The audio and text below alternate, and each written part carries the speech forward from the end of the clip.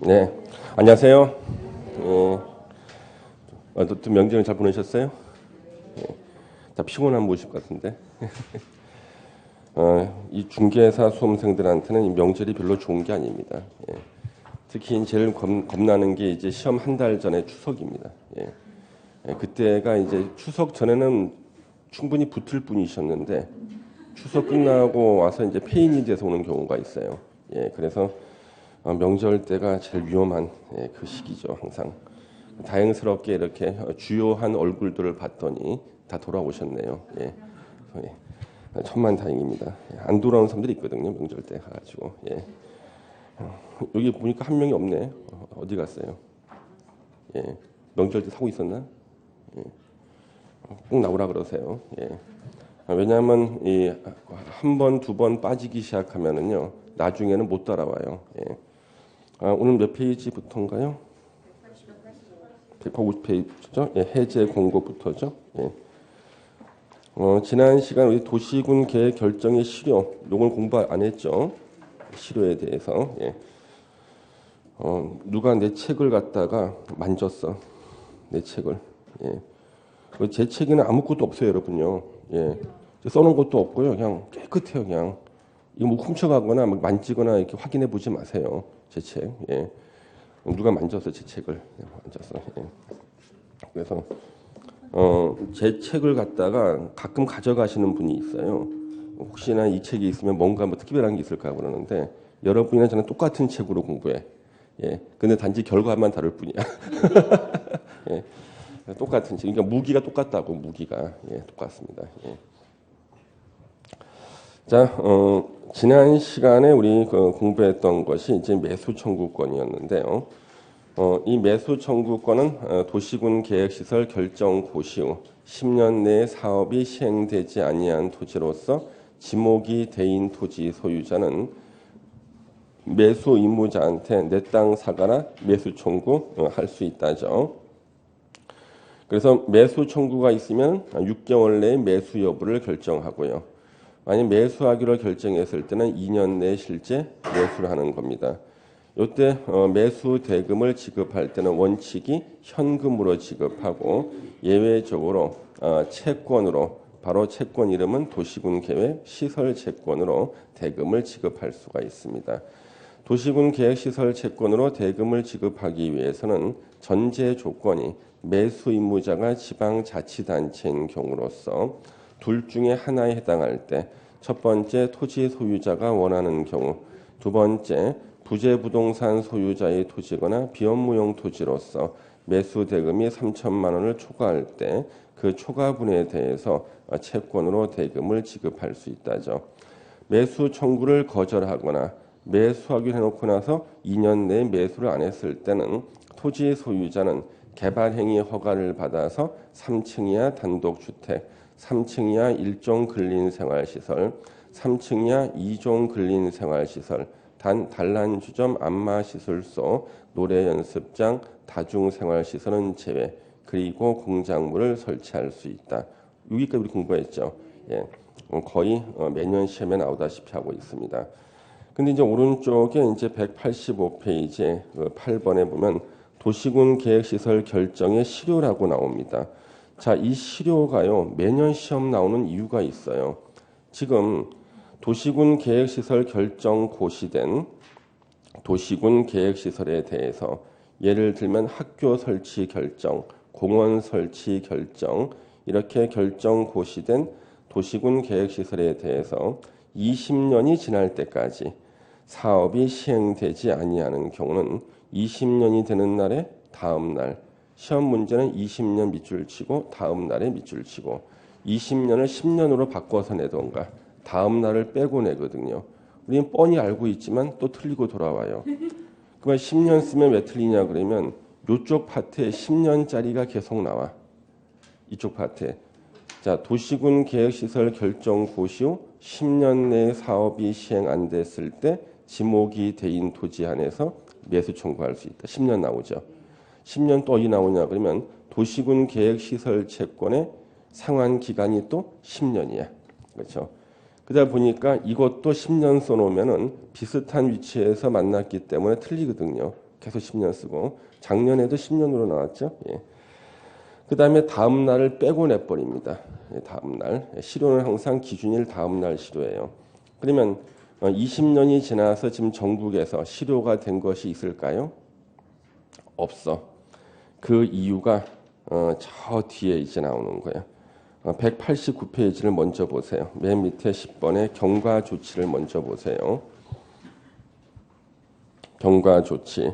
2000년 7월 1일부터 기간을 계산한다고 돼 있어요. 그래서 20년 기간 계산은 2000년 7월 1일부터 이게 국토계획법 부칙에 나와요. 그래서 많은 사람들이 실수를 합니다. 특히 공인중개사가요. 부칙을 배운 적이 없죠. 학원에서. 그래서 20년 지나면 실효가 된다. 이것까지만 알고 있는데 이제 동네에서 아저씨들이 와서 물어보는 거예요. 내 땅이 학교 부지로 지정된 지가 25년 됐는데 이거 어떻게 좀 해결할 방법 없을까? 자기가 하나 아는 게 나왔어. 이미 아저씨 땅은 5년 전에 풀린 겁니다. 실효가 된 겁니다. 모르고 계신 겁니다. 그래요. 그래서 이분이 너무 좋아가지고 바로 시청으로 달려가가지고 내 땅이 이미 20년 지났다. 예, 도시계획시설로 결정 고시된 지. 그러면 이미 이거 풀린 거 아니냐. 담당 주무관이 정말 그러는데요. 예, 그래서 과장님을 찾아갑니다. 과장님, 우리가 실수한 것 같습니다. 한 대 맞아요. 예, 국토계획법 부칙을 찾아보라는 거예요. 기간 계산이 2000년 7월 1일부터거든요. 그래서 2000년 7월 1일부터이기 때문에 2020년 7월 1일이 돼야지만 이제 최초에 실효되는 사례가 나오는 거예요. 근데 이 제도를 만든 게 2000년 7월 1일 날 만들었어요. 만들 때는 20년 딱 써놓으면 20년이 안 돌아올 줄 알았어. 만들 때는요. 이제 1년 6개월 남았어요. 이제 예. 전국에서 난리가 났습니다. 지금 난리가. 예. 그래서 모든 출제위원들은 이 조문에 다 주목해서 몇 년째 계속 나와요. 언제까지 나올까 이거? 예. 2020 내년도까지 나온다니까. 예. 계속 나오는 거예요. 그래서 이것 때문에 전국에서요. 실효가 될 도시군 계획시설 중에 면적이 제일 많은 게 공원이에요. 공원. 현재 실효가 될 공원 부지 면적이 여의도 공원 면적의 수십 배가 넘어요. 엄청납니다. 지금요. 특히 사람들이 주목하는 게 강남 지역에 있는 공원들이에요. 개인 땅을 공원 부지로 지정해놨는데 공원 설치 안 했거든요. 지정할 때 그 평당 2, 3만 원이었어요. 지금 평당 5천 가요. 예. 그래서 그 공원 부지니까 규모가 수십 평인가 수천 평인가? 최소 1000평은 넘어요. 예. 평당 5천씩 계산하면 1000평이면 얼마야? 500억이야. 그래서 그 땅 주인은 현재 산소 호흡기 끼고 있어요. 그 자식들이 지금요. 아침마다 새벽 기도해. 새벽 기도해. 제발 무사히 2020년 7월 1일이 지나가기를 하고 새벽 기도를 하고 있어요. 그래서 지금 저한테 그 공공기관에서 문의가 계속 들어오는 게 이거예요. 이걸 피해갈 방법이 없을까? 예. 그래서 공원 부지는요. 이제 2020년 7월 1일이 되면 다 풀리기 때문에 개인이 그 땅에다 건물 지을 수 있죠. 예. 그러면 거의 다 난개발되고 투기를 하겠죠. 그래서 이걸 묶는 방법. 그래서 제가 무심코 용도 구역 중에 도시 자연 공원 구역 있잖아요. 그거는 기간 제한이 없잖아. 풀리기 직전에, 그러니까 2020년 6월 달쯤에 거기를 도시 자연 공원 구역으로 지정하면 된다. 얼마나 훌륭한 아이디어야. 예? 또 한 가지가 2020년 7월 1일 이전에 6월 달쯤 돼서 20년을 50년으로 바꾸는 거야. 개정하는 거야. 어때? 예. 현재 두 가지 방법이 있어. 예, 두 가지 방법이에요. 예. 그래서 그것 때문에 현재 전국에서 신중하게 지금 현재 고려를 하고 있습니다. 그래서 이것 때문에 요즘에요. 땅이 매물로 나오는 경우 있어요. 곧 풀릴 땅이래. 2020년 7월 1일이면 곧 풀릴 땅이라면서 이제 이 땅이 매물로 나오는 경우들이 있어요. 그럼 이 땅은 이제 어떤 땅이 좋냐 그러면 이 땅이 입구를 딱 막고 있는 땅들이 있어요. 그러니까 호리병 같은 모양의 땅인데 입구가 요 땅이야. 그리고 그 뒤는 다 이 땅 때문에 맹진 거야. 요 땅만 딱 사게 되면 요 땅 한 100평을 사게 되면은 그 뒤에 수천 평이 도로가 이제 접하게 돼버리는 그런 땅들이 있어요. 인천에 가면은. 그래서 지금 요즘에 매년 시험 나오는 게 바로 이거예요. 왜요? 뭔가 땡겨요? 예. 저한테 연락하시면 제가 알려드릴게요. 예. 어딘지. 예. 근데 땅 주인이 그 오락가락하는 사람들이 많았기 때문에 약간 가락할 때 그때 도장 찍어야 돼. 예. 정신이 이렇게 가락할 때 그때 찍어야 돼. 예. 자, 그래서 요거 계속 시험 나오겠죠? 예. 모든 사람이 주목하는 주문이 이거예요. 실효고시, 효력 잃었을 때는 실효고시를 돼 있고요.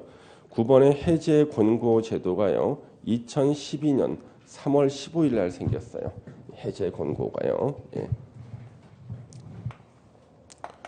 자, 요 해제 권고 제도 2012년 요거 4월 15일 날 생겼습니다. 4월 15일 날 이것이 신설이 됐습니다. 어떤 분들은 제가 이렇게 날짜를 쓰면은 지가 대충 아무 날짜나 쓴 거 아닌가 이렇게 오해하시는 분들이 계시는데 이 날짜는 정확한 날짜예요. 그 왜 그러냐 그러면 2012년 3월 15일 날 한미 FTA가 체결이 됐어요. 3월 15일 날. 그래서 FTA가 3월 15일 날 체결되고 나서 한 달 후에 해제 공고 제도가 생겼습니다. 그러면 FTA와 관련해서는 이게 중요한 이유가 있어요. 한미 FTA가요. 3월 15일 날 이게 체결이 됐는데 FTA 기본 원리는 공정한 무역이에요. 공정한 무역이다. 공정한 무역을 하기 위해서는 미국하고 우리나라에서 생산되는 상품이 똑같다 그러면요. 국가가 지원하거나 규제하는 정도가 똑같아야 돼요. 그래서 자동차, 선박, 항공기, 지적재산권 등등에 대해서 똑같은 규제와 똑같은 지원을 하는 거예요. 이게 공정한 무역이 되는데 단 양 나라의 그 특수성을 고려해서 몇 개 예외 조항을 둬요. 대한민국의 농산물은 미국의 농산물보다는 경쟁력이 부족하니까 국가가 보조금 지급해도 이것은 공정한 무역을 해치는 것이 아니다. 이런 예외 조항을 뚝 둔 거예요. 예. 근데 그때 부동산도 상품이라는 사실을 까먹고 구체적인 것을 적용하지 않았어요. 그래서 언론 보도에 따르면은 부동산에 대해서는 구체적인 예외 조항을 안 만든 거예요. 그래가지고 미국의 투자자가 우리나라의 토지나 건물을 샀어요. 근데 미국 부동산에는 그런 규제가 없는데 우리나라에 있는 규제로만 본인의 재산권 침해를 당하잖아요. 요거 FTA 위반이에요. 그래서 ISD라는 게 있어요. ISD 투자자 국가소송제도. 투자자 국가소송제도는 뭐냐면 미국 투자자가 미국에는 없는 규제로 우리나라에만 있는 규제로 손실을 봤을 때는요. 대한민국 정부를 상대로 해서 소송을 제기할 수 있는 게 ISD라는 거예요.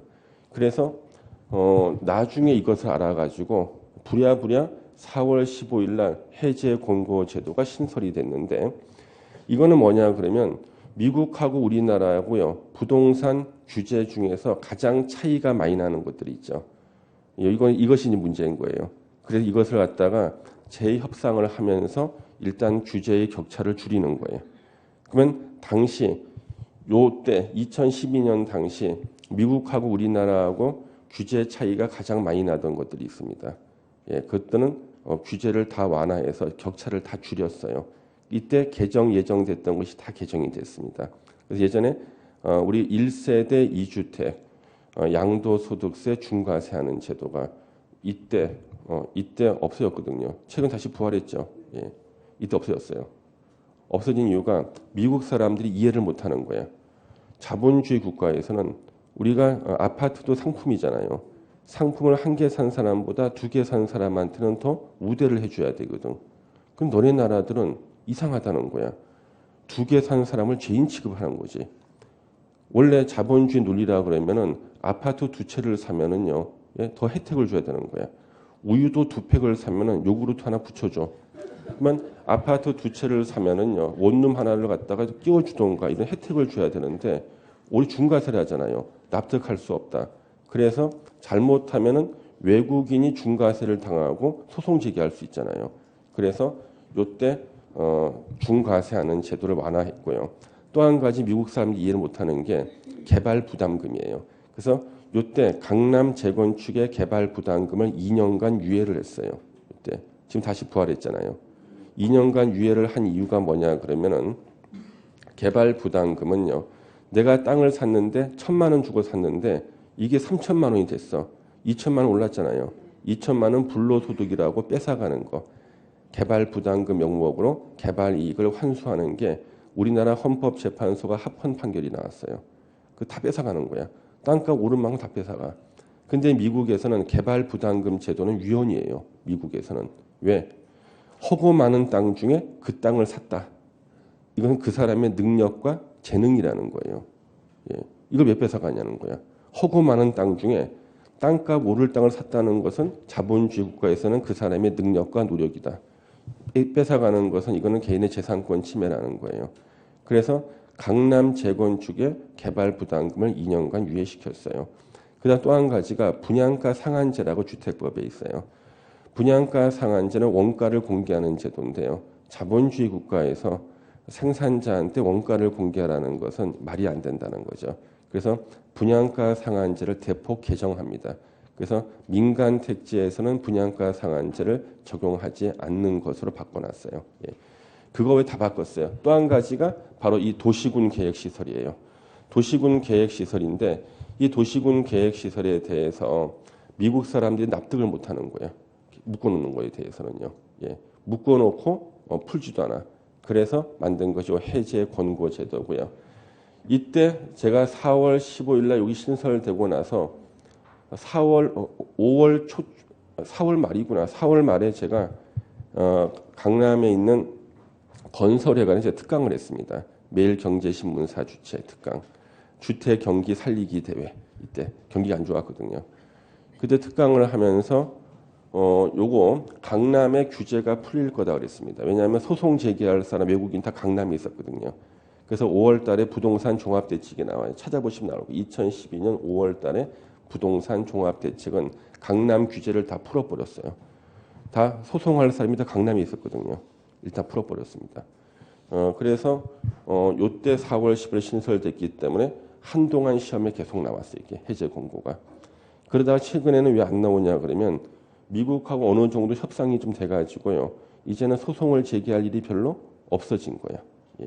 그 요즘에 별로 안 나오겠죠. 초반에 계속 나왔습니다. 왜? 주목을 받았기 때문에. 이 해제 공고 제도는 그 개념만 아시면 돼요. 해제 권고는 누가 하냐 그러면은요. 지방의회가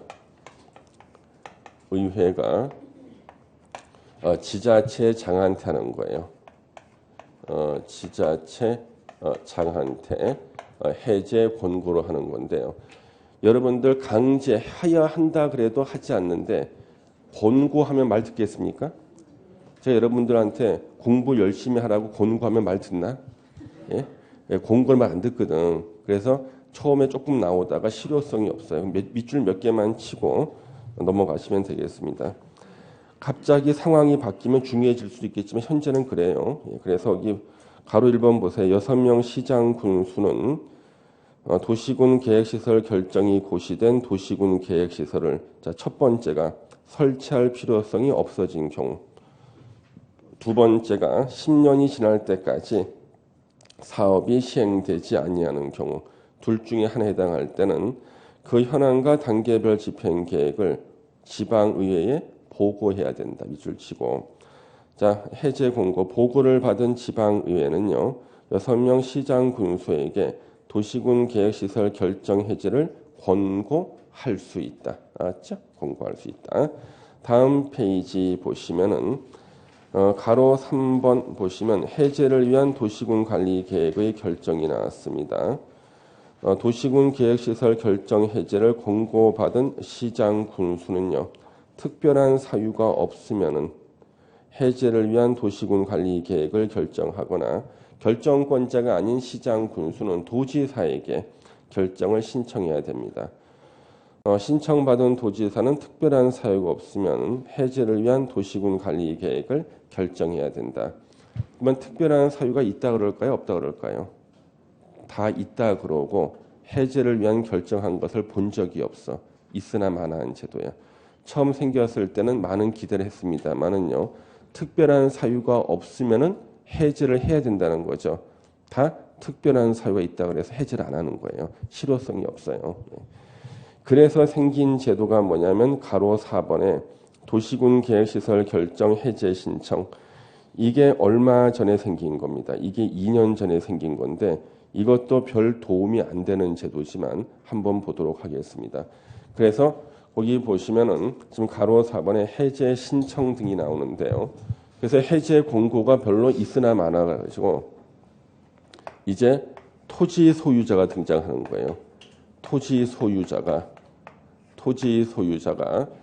이제 해제 이반권자에게 도시군 관리계획 이반권자에게 해제를 해달라고 해제 이반을 신청하는 거예요. 그러니까 도시군 관리계획 이반권자에게 토지 소유자가 해제를 위한 도시군 관리 계획을 이반해달라 신청하는 거예요. 그러면 우리 문장 뻔하겠죠. 특별한 사유가 없으면 해제를 위한 도시군 관리 계획을 이반하여야 한다야. 그러면 다 특별한 사유 있다 그러겠지. 안 한다고 여기서 이반을 안 해요. 그러면 이제 이반권자한테 갔는데 안 하잖아요. 이제 토지 소유자는 누구한테 가냐 그러면요. 도시군 관리 계획 결정권자한테 가요. 결정권자에게 해제 결정을 신청합니다. 해제를 결정해달라. 해제 결정을 신청해요. 그러면 특별한 사유가 없으면 해제를 결정해야 된다. 다 뭐라 그러겠어요? 특별한 사유가 있다 그래. 그래서 결정이 안 돼. 해제 결정을 안 하는 거예요. 그럼 이제 누구한테 찾아가야 돼? 토지 소유자는요. 국토부 장관에게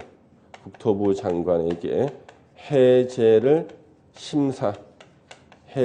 심사해달라고 심사 청구를 해요. 그러면 국토부 장관에게 해제 심사 청구하면 국토부 장관은 도시군 관리계획 결정권자에게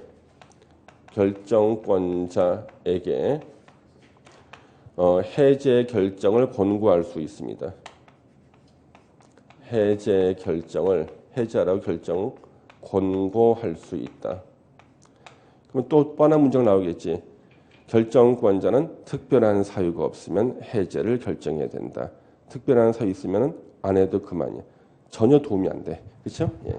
그 얘기가 지금 지루하게 가로 4번에 나오는 거예요. 그래서 여러분들은 제가 칠판에 써놓은 저 논리 구조를 보시고 한번 읽어보시면 되는데 시험에 내기에는 좀 그래요. 왜?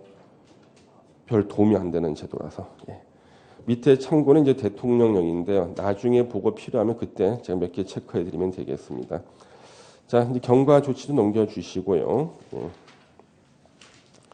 190페이지 밑에 판례가 그 유명한 도시군 계획시설 부지 매수 청구에 대한 판례입니다.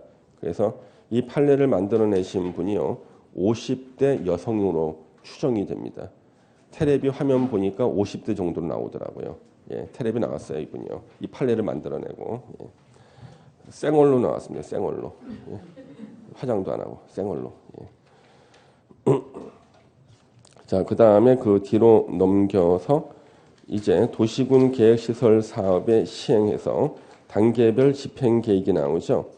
저 단계별 집행계획은요, 우리가 구체적인 집행계획인데, 작년에 공부하신 분들은 왠지 비슷한 것처럼 보이기도 하지만 또 바뀌어 있는 것들이 보이는 겁니다. 그래서 단계별 집행계획부터가 요 사업 시행 절차인데 이 절차를 가지고 우리가 공부를 조금 하셔야 돼요. 이 절차를 가지고요. 그래서 도시군 계획시설 사업의 요 시행 절차를 좀 보도록 하겠습니다. 자, 그래서 우리 도시군 계획시설 사업의 시행 절차예요.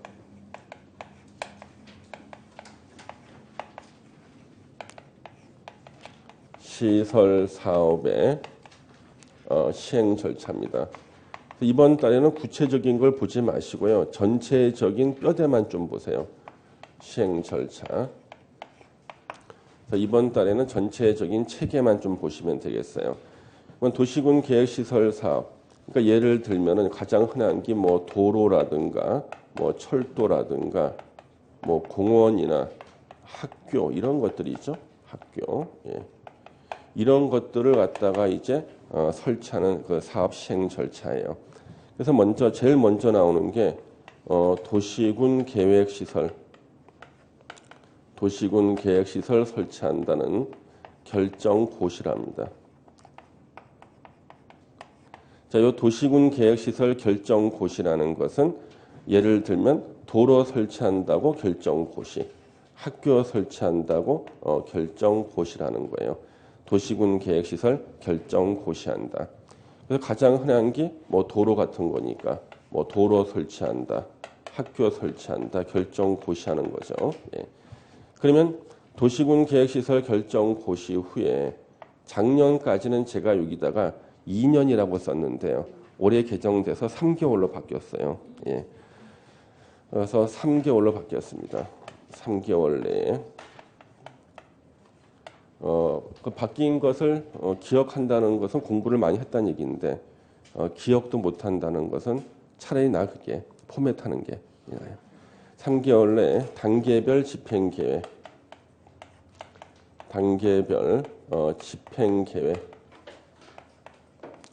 집행계획을 수립해야 됩니다. 이 단계별 집행계획은 구체적인 집행계획을 말해요.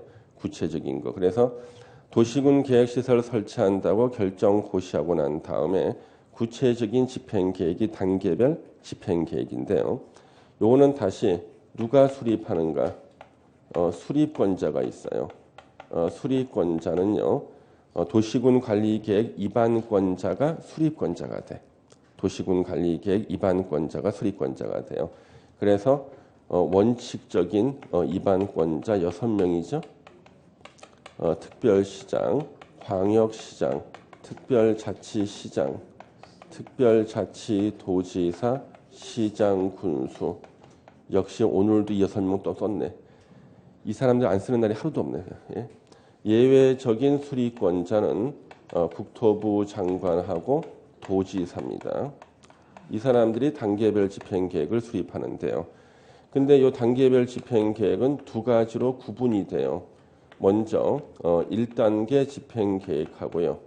2단계 집행계획으로 구분이 됩니다. 1단계 집행계획은 3년 이내 해야 될 계획이 들어가고요.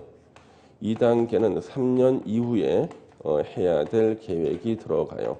그래서 만약에 도로를 설치할 때 5년이 걸린다 그러면 1년 차부터 3년 차까지는 1단계, 4년, 5년 차는 2단계 집행계획이 들어가요. 그럼 단계별 집행계획은요.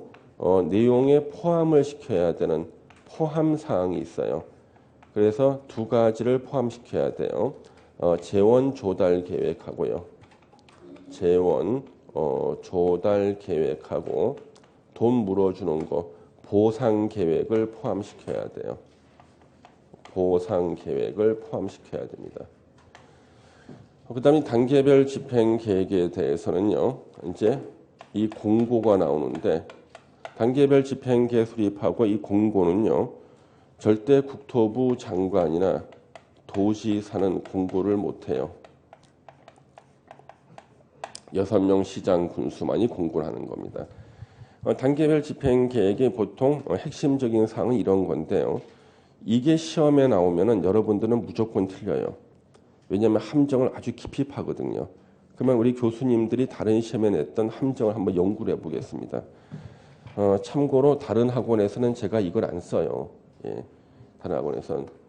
우리 학원에서는 제가 마음이 내켜서 지금 쓰는 겁니다. 이 특징이라 그래가지고. 예. 첫 번째, 단계별 집행 계획에는요. 승인이란 말이 안 나와요. 수립이란 말은 나오는데 승인이란 말은 나오지 않는다. 그러면 시험은 이렇게 나올까요? 단계별 집행 계획은 승인이 안 나온다. 이렇게 시험 나오나? 이렇게 안 나오겠지. 단계별 집행 계획을 시장 군수가 수립했을 때는 관할 도지사의 승인을 받아야 한다. X.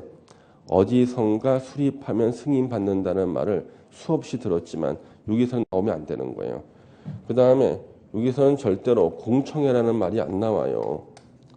공청회가 안 나옵니다.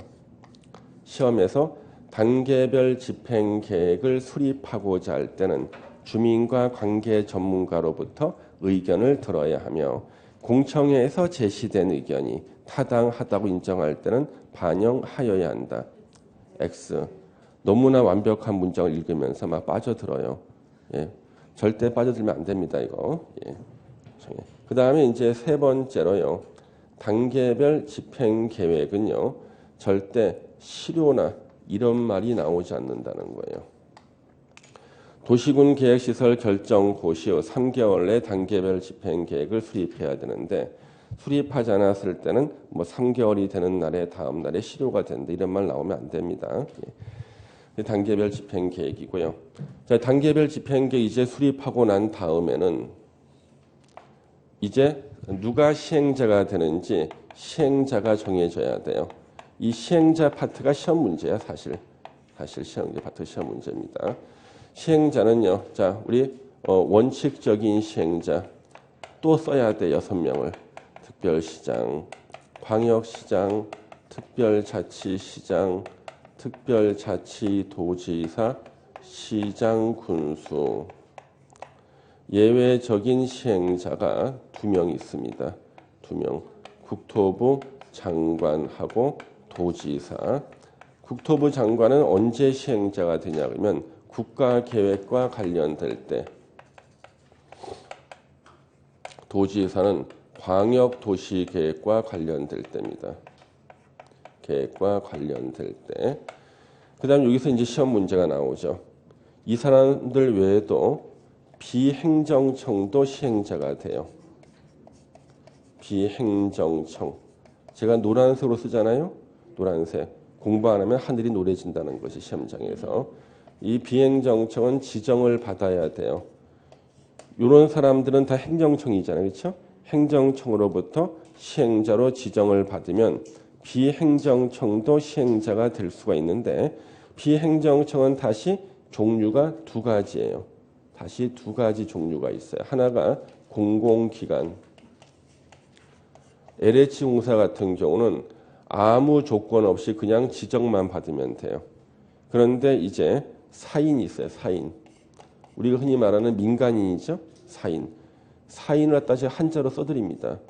사사로울 사자에 사람 인자로 써야 돼요. 만약에 한자로 안 쓰면은 심장마비가 아닌가 이렇게 착각할 수가 있거든요. 민간인, 주민, 예? 건설회사 이런 사람들이죠. 그래서 요 민간인은요. 그냥 시행자로 지정받는 게 아니라 조건이 필요해요. 이 조건이 시험 문제야.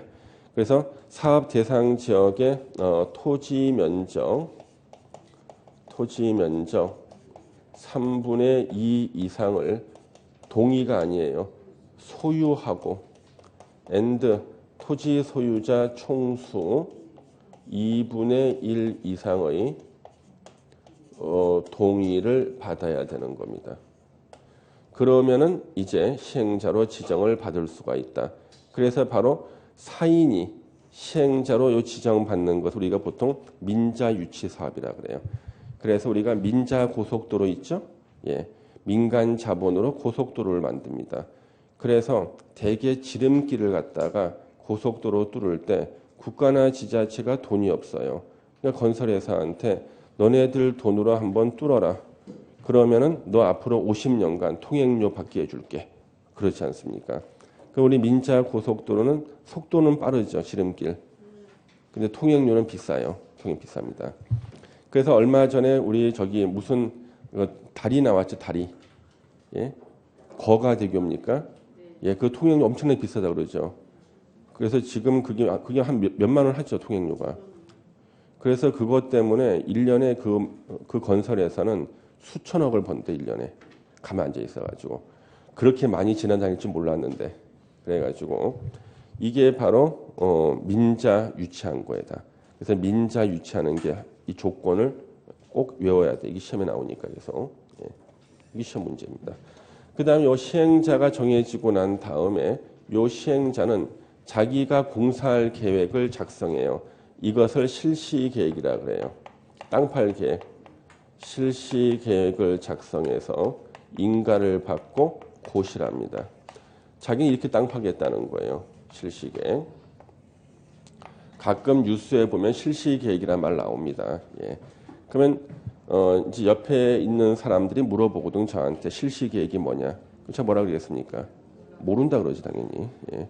나한테 묻지 말라는 거지. 예. 그 학생들이 물으면 제가 대답해 줍니다. 실시계획. 시행자가 자기가 공사할 계획을 작성하는 게 실시계획입니다. 실시계획은 누가 작성하는가? 작성자, 시행자가 작성해요. 시행자. 그 다음에 도장 찍어주는 인가권자. 요거 시험에 나오거든. 자, 인가권자는요. 원칙이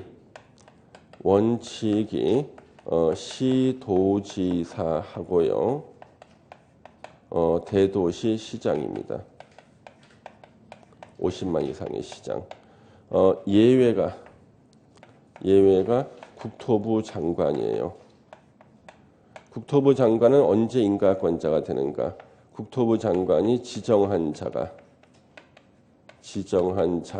실시계획을 작성했을 때요. 그러니까 국토부 장관으로부터 시행자로 지정받은 자가 실시계획 작성했을 때는 인가를 국토부 장관이, 나머지 모든 경우는 시도지사나 대도시장이 인가를 내주고요. 실시계획 인가 고시가 있으면 드디어 땅 파기 시작합니다. 사업 시행에 들어가요.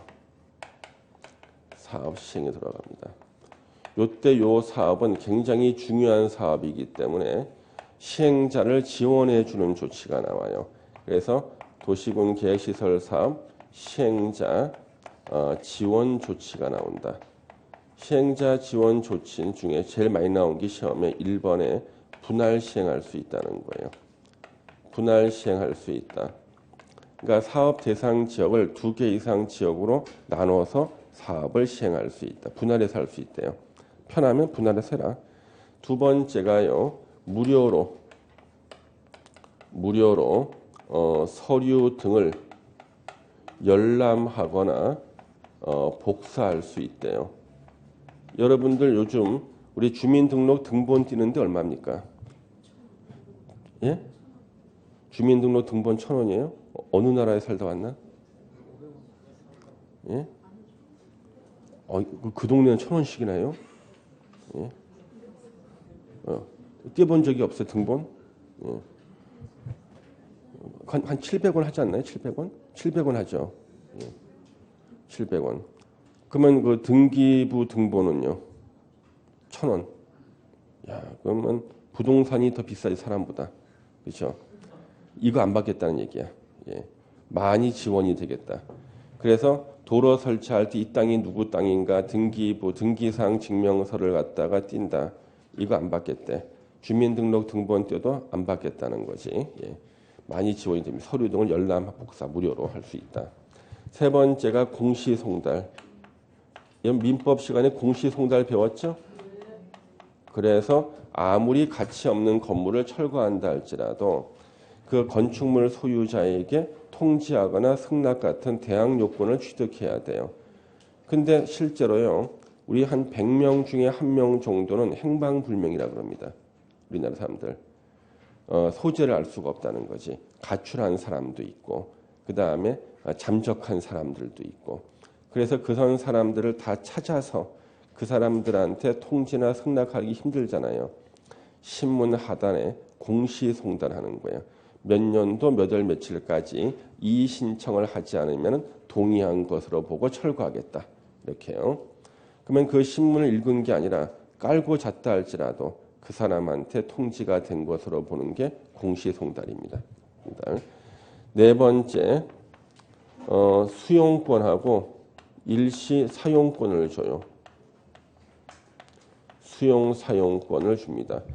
그래서 도시군 계획시설 사업 시행자는 토지나 건물을 수용할 수도 있고 경우에 따라서는 뭐 재료 적치장이나 임시 통로로 일시 사용할 수도 있습니다. 다섯 번째가요. 타인 토지 출입 등이 가능해요. 타인 토지 출입 등이 가능하다. 이때 타인은 일반 국민을 말해요.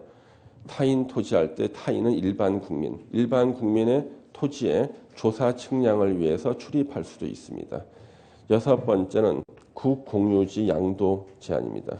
국유지나 공유지는 도시군 계획시설 결정 고시가 된 국유지나 공유지는 타인에게 양도를 금지합니다. 양도 금지. 여섯 가지가 이제 사업 시행자를 지원해 주는 조치고요. 이제 사업이 다 끝났잖아요.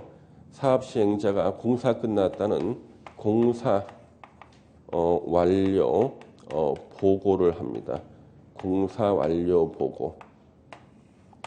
자, 공사 완료 보고를 하면요. 이거는 시행자가 하거든요. 공사 끝났습니다. 그러면은 다음 단계가 준공 검사를 해요. 준공 검사를 합니다. 그래서 준공 검사권자는 절대 국토부 장관이 될 수가 없어요. 시도지사 하고요. 대도시 시장만 돼요. 왜 국토부 장관은 준공 검사권자가 될 수 없는가? 공사는 지자체장이 잘했는지 확인하는 것이지 국토부 장관이 전국을 돌면서 확인하는 게 아니에요. 근데 원래 준공검사는 준공검사 신청이 있어야지만 준공검사를 하는 겁니다. 이 준공검사 신청이라는 말이 빠져 있죠. 칠판에요. 제가 빼먹고 쓴 걸까요? 그거 아니야. 공사 완료 보고가 준공검사 신청의 의미를 또 가져요. 자, 공사 끝났는데요.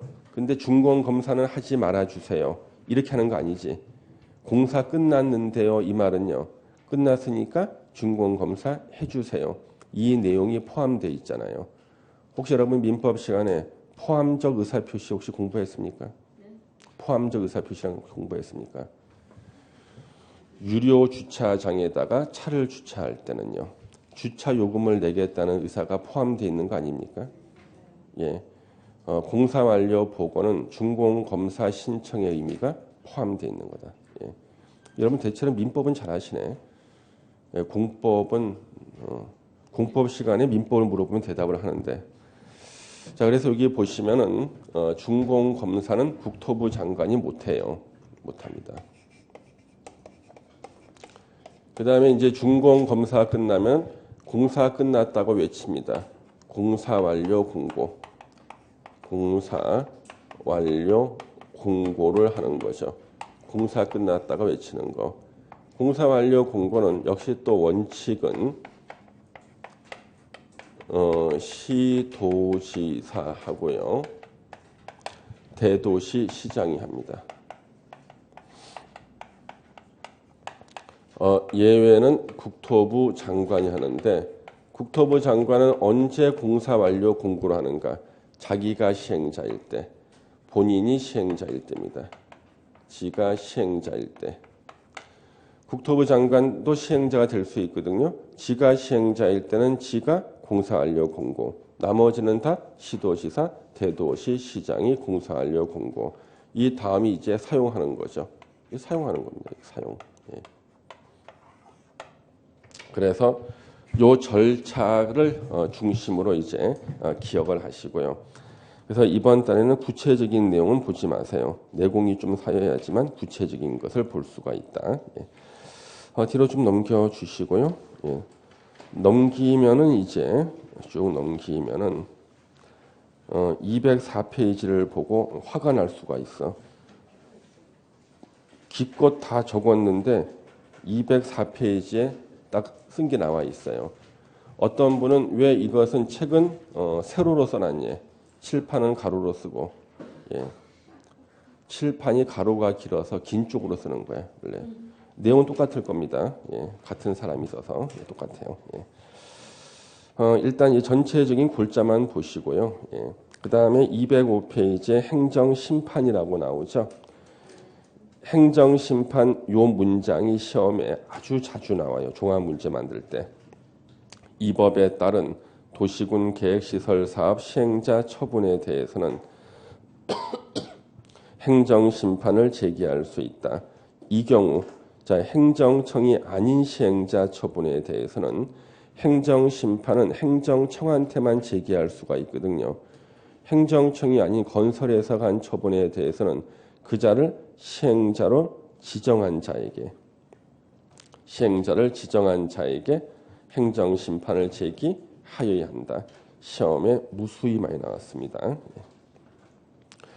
밑에 비용 있죠.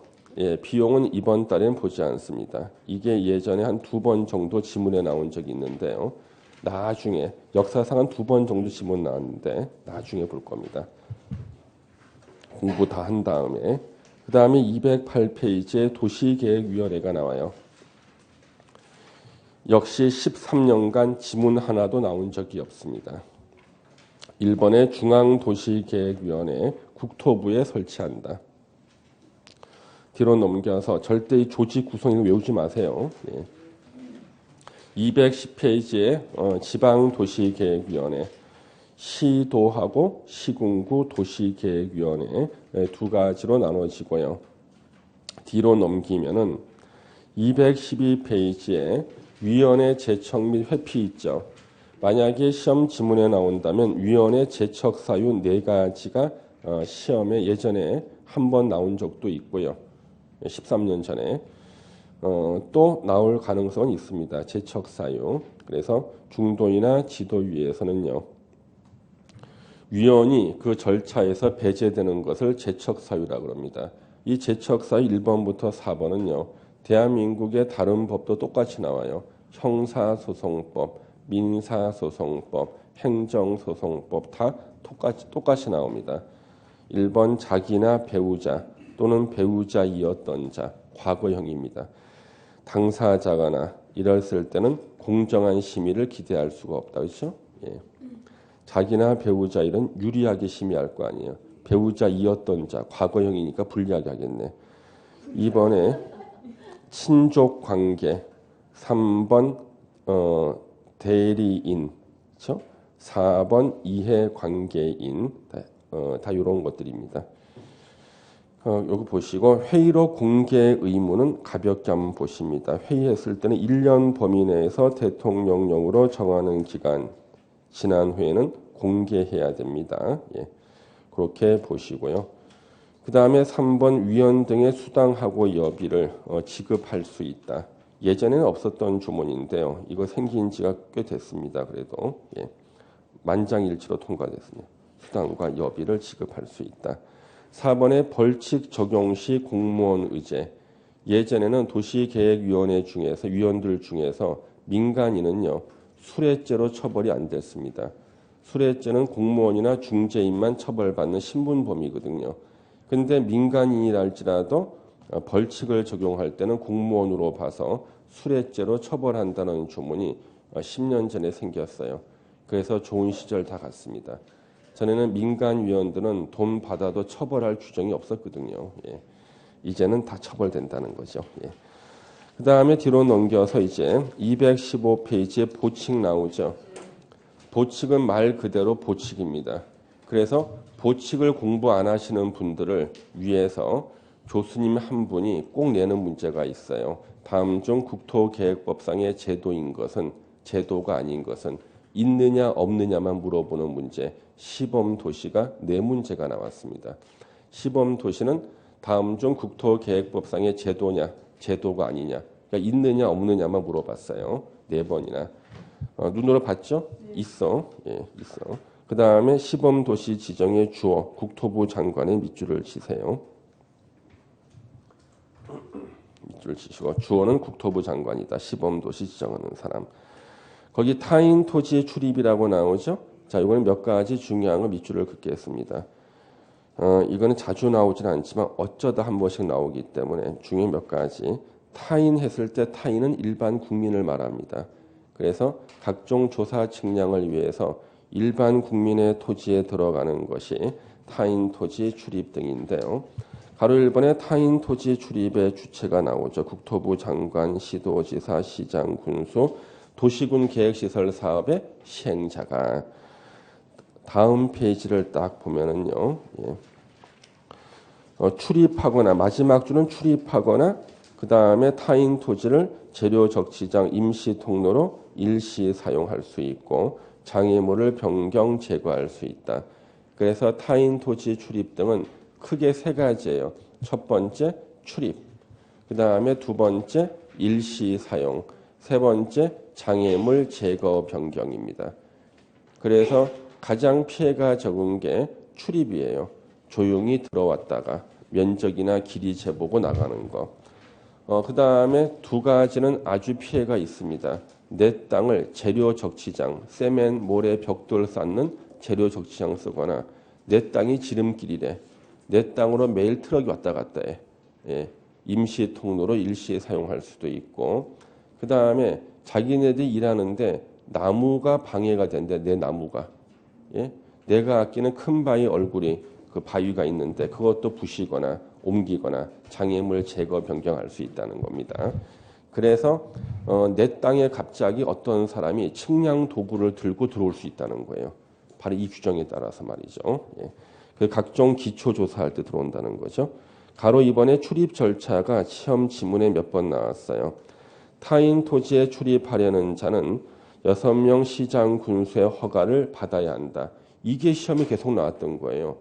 이걸 왜 내냐 그러면 내 땅에 누가 들어오는 거야. 너 왜 남의 땅에 들어오냐 그랬더니 시장 군수 허가 받았대.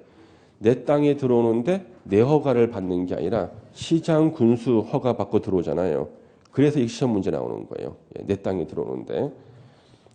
그 다음에 출입하려는 날에 7일 전까지 일시와 장소를 알려야 됩니다. 행정청인 도시군 계획시설 사업 시행자 칠판에 보세요. 누군가.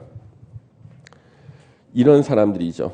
6명에다 국토부 장관 도지사잖아요. 지네들은 허가 안 받고 그냥 출입하겠대. 그 지네들은요. 그렇죠? 예, 자기는 자기한테 허가 안 받고 그냥 출입하겠다는 거잖아요. 예. 그 다음에 타인 토지는 자 이제 피해가 큰 거 일시 사용과 장애물 변경 제거는요. 가로 1번 원칙적으로 토지 소유자 등한테 동의를 받아야 된다. 피해가 크잖아.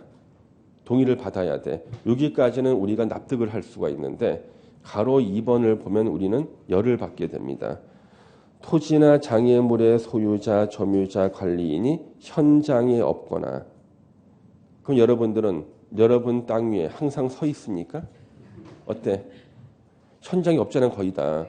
현장에 없거나 주소 거소가 불분명해서 동의를 받을 수 없는 경우에는 행정청인 시행자는 그 사실을 통지하고 들어가고 행정청이 아닌 시행자는 지네들한테 허가받으래. 그러면 원칙은 그 일시 사용 당하거나 장애물 변경 당하는 그 토지 소유자의 동의를 받아야 되는데 그자가 현장에 없으면은요 행정청인 애들은 그냥 들어가고 예?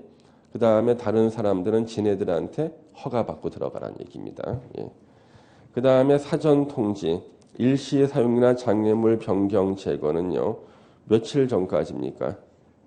예? 3일 전까지 알려야 된다. 뭔가 이상해. 아까 피해가 적은 출입할 때는 7일 전에 알리고요. 피해가 큰 장애물 제거 변경 일시 사용은 3일 전에 알리는 게 뭐 이상하지 않아요? 피해가 큰 것을 더 미리 알려야 되는 거 아닌가? 난 이게 이해가 안 돼서 다른 분들한테 고견을 물어봤더니 피해가 큰 것을 미리 오래 전부터 알리면은 고통이 더 오래 지속되지 않겠냐는 거지. 예. 그래서 피해가 큰 것은 직전에 알려드는 게 더 그 사람은 낫지 않겠는가. 이건 말이 되는 것 같아요. 제가 초등학교 때요. 우리 반이 90명이었거든요. 성북구에 있는 모 초등학교 90명이었습니다. 그때 어깨에 불주사를 맞는 거야. 불주사. 혹시 맞아봤습니까? 90명이 이제 복도에 줄을 서는 데 있잖아요. 맨 뒤에 줄 서는 애는요. 앞에 애들의 비명 소리를 듣고 얘는 자기 차례 오기 전에 이미 쓰러져요. 이러면요. 기절합니다. 실신합니다. 그냥. 앞에 애들의 그 비명 소리와 우는 소리 때문에. 그래서 아마도 그런 의미가 아닐까. 7일 전에 알려주게 되면 충격이 더 오래 가니까 3일 전에 알려주는 게 아닐까. 이게 제 생각이고요. 결론은 뭐냐면 잘못 만든 거야. 예? 원래는 둘 다 3일 전이었다가 늘리라 그러니까 앞에 것만 7로 늘린 거야. 뒤에 주문을 못 보고요. 예. 아시겠습니까? 예. 근데 우리는 그렇게 좋게 해석하는 거지. 예. 충격이 심한 것은 직전에 알려주는 게 좋지 않을까. 3번 출입 제한도 시험에 계속 나왔어요. 일출 전이나 일몰 후. 법에서는 밤이라는 단어를 안 써요. 밤이라는 단어를 쓰고 싶을 때는 항상 일출 전, 일몰 후. 그리고 노래 그 가사도 있잖아요. 아직도 어두운 밤인가 봐. 뭐야? 일출 전, 일몰 후란 뜻이에요. 그래서 우리가 밤에는요, 모든 요건이 다 강화가 돼요. 그래서 밤에 타인 토지에는 토지 점유자의 승낙 없이는 출입할 수가 없습니다. 토지 점유자 밑줄 치고 토지 소유자 X예요. 밤에 들어가면 소유자가 놀라나 점유자가 놀라나? 점유자. 토지의 소유자가 틀리게 나온 적도 있어요. 예. 조금 민법 공부하신 분들은 질문하셔요. 이때 토지의 점유자는 직접 점유자인지 간접 점유자인지 물어보시는 분인데 공부한 티를 내는 거지, 그렇지? 예, 직접 점유자를 말하는. 간접 점유자는 소유자를 말하는 거니까 아니죠. 수인 의무 방해하거나 거부하지 못한다. 예. 징표 제시 증표와 허가증을 지니고 관계인에게 내보여야 한다. 띵동 누구십니까? 예, 타인 토지 출입하러 왔습니다. 그러면 증표와 허가증을 문틈 사이로 내보여 보세요. 예, 손을 내밀었습니다. 이거 우리 엄마 손이 아닌데. 예, 다시 밀가루를 묻혀서 다시 내밀어. 예. 이게 바로 증표 제시라는 겁니다. 증표 제시와 관련된 동화도 있죠. 우리 엄마 손이 아닌데. 그래서 증표와 허가증 이거 나오고요. 타인 토지 출입으로 인한 손실이 생겼을 때 보상은 어떻게 할 것인가? 가로 1번 손실보상 의무자 시험에 몇 번 나왔습니다. 토지 출입 등에 관한 행위로 손실을 입은 자가 있으면 그 행위자가 속한 행정청, 행위자는 구급 공무원이에요. 구급 공무원이 내 집에 들어오다가 내가 애끼는 뭘 부셨습니다. 그랬을 때는 그자가 속한 행정청이 손실보상 의무자가 되고요. 도시군 계획시설 사업의 시행자가 고용한 작업인부가 또 내 것을 부셨습니다.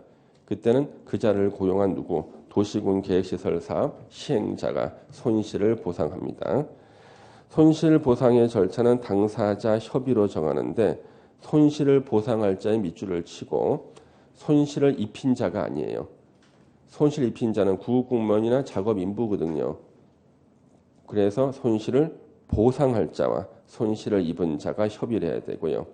재결 신청, 보상에 대해서 협의가 안 됐을 때는 토지의 수용인에다가 보상 금액을 정해달라는 재결 신청 할 수 있습니다. 예. 그 다음 절차는 우리 시험 범위가 아니라 공시법으로 넘어가게 돼 있습니다. 기타 사항이 나오는데 그 중에 우리 3번에 청문이라고 있습니다. 청문은 청문회하고는 달라요. 청문회는 국회법에 규정되어 있습니다. 증인을 출석시켜 가지고 사실관계 확인하는 게 청문회고요. 청문은요, 자신을 변호하는 것을 청문이라고 합니다. 나는 취소당할 만한 짓을 한 적이 없어요 하는 게 청문이에요. 개발행위 허가 취소, 도시군 계획시설 사업 시행자 지정 취소, 실시계획 인가 취소. 현재 3개가 나오죠. 원래는 4번이 있었어요. 4번은 토지거래 허가 취소가 있었다가 이게 삭제가 된 겁니다. 그래서 4번에 토지거래 허가 취소가 있을 때는 앞에 자만 따서 외웠어요. 청문회에 불려 나오면 지나가는 개도 사실을 실토한다. 개도 사실을 실토한다고 외웠는데 토지거래 허가제가 없어졌습니다. 예.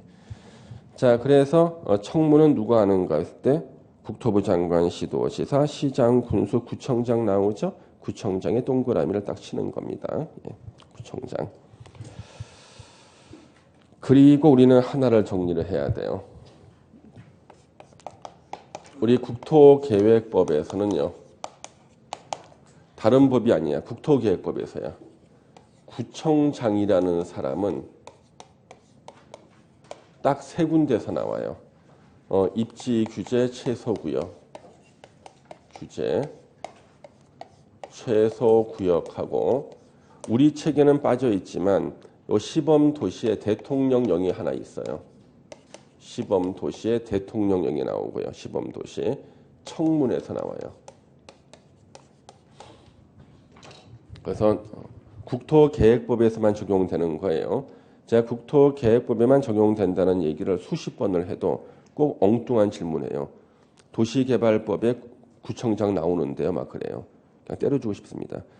자, 그래서 국토계획법에서 구청장은 딱 세 군데서만 나와야 돼. 입지규제, 채소구역, 시범도시, 청문. 이 세 군데 외에서 구청장이 나오면 다 틀린 지문이야. 그럼 우리 기출문제 한번 맞춰보겠습니다. 구청장이 틀리게 나온 것들.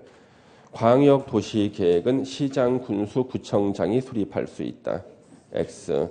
도시군 기본계획은 시장, 군수, 구청장이 수립할 수 있다. X. 질문 끝나기 전에 X 하지 마. 다시. 예.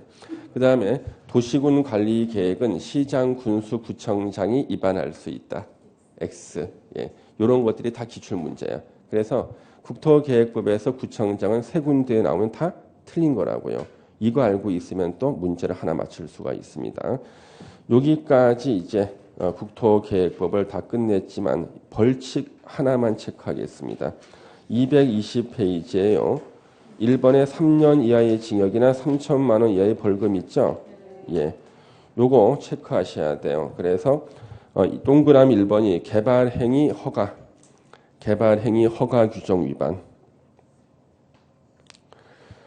그 다음에 동그라미 2번이 시가와 조정구역에서 허가 규정 위반. 그거 체크하시고 거기 3번에 2년 이하의 징역이나 2천만 원 이하의 벌금 있잖아요. 그 가로를 삭제해 주세요. 가로는 잘못 들어간 겁니다. 가로 동그라미 5가 없잖아요. 그렇죠? 예, 삭제해 주세요. 가로가 잘못 들어갔어요. 2년 이하의 징역이나 2천만 원 이하의 벌금이 있는데 여기서는 여러분들이 동그라미 2번을 체크해 보세요. 공동구에 수용해야 하는 시설을 공동구에 수용하지 아니한 자 2년 이하의 징역이나 2천만 원 이하의 벌금. 오른쪽에 행정질서벌의 과태료 부과 대상 중에 가로 1번에 1,000만 원 이하의 과태료 부과 대상이 있죠? 동그라미 1번 체크하세요. 허가를 받지 않고 공동구를 점용하거나 사용한 자. 그래서 이 두 가지를 바꿔서 내. 공동구 얘기가 2년 이하 2천만 원이 있고 1,000만 원의 과태료가 있거든요. 두 개를 바꿔서 내면 찾지를 못해요. 그거 체크하시면 되겠습니다. 그거 내시는 분이 딱 한 분이 계시거든요. 교수님 중에. 예. 여기까지 하면은 이제 국토계획법을 완벽 정리했습니다. 그러면 제가 이번 달에 강의한 국토계획법은요.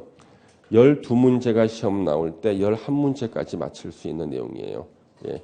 그리고 아주 상세 공부했는데 우리가 3월 달에 국토계획법은요. 이번보다는 조금 더 압축이 됩니다. 왜?